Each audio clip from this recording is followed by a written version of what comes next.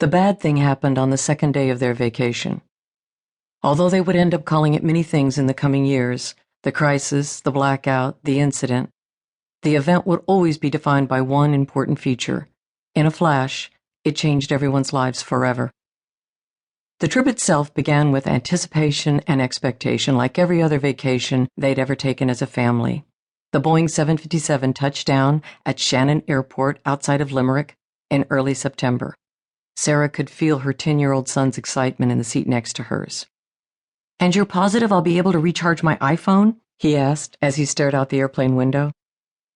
"Ireland is not a third world country," his father said as he unbuckled his seatbelt. "In fact, I read that they lead the world in computer technology or something." He stood and pulled down the carry-on luggage from the overhead compartment. "But consider giving the iPhone a break," Sarah said. "We're here to see Ireland. It's a very rural country with all kinds of—" "You told me, Mom," John said. "I get it. Rural, beautiful, lots of history and stuff. I just don't want to be bored out of my mind, okay? I mean, while you and Dad are sitting in cafes and visiting museums, I need my stuff too." Sarah caught her husband's eye. He shook his head. "Plenty of time to fight this battle later," his expression said. "Come on, sport," he said. "Let's find some authentic Irish food and a lager." "Cool. They have logging in Ireland, like in Seattle?" Sarah laughed. "Yeah, let's go find those loggers." That first night, they stayed in a traditional Irish hotel and ate a simple meat stew. They spent 3 hours in the corner pub, singing with the other tourists and washing away their jet lag with the local brew. They tucked John into a spare bed in their small hotel room. Sarah and David kissed briefly before falling into bed, exhausted. The next morning, it was raining.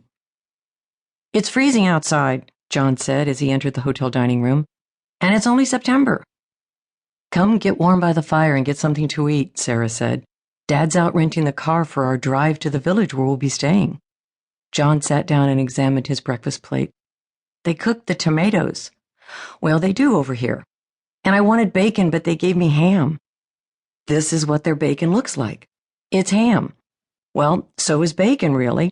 "No, bacon and ham both come from a pig, but bacon is not ham." "Okay, John, but this is as close to bacon as you can get for the next 10 days, okay?" "The toast is weird." "John, everything is weird when you're in a foreign country, all right? It's part of the reason one travels, to have some things not the same as where you live." John cut a piece of ham and ate it. "It's not terrible." "Good boy."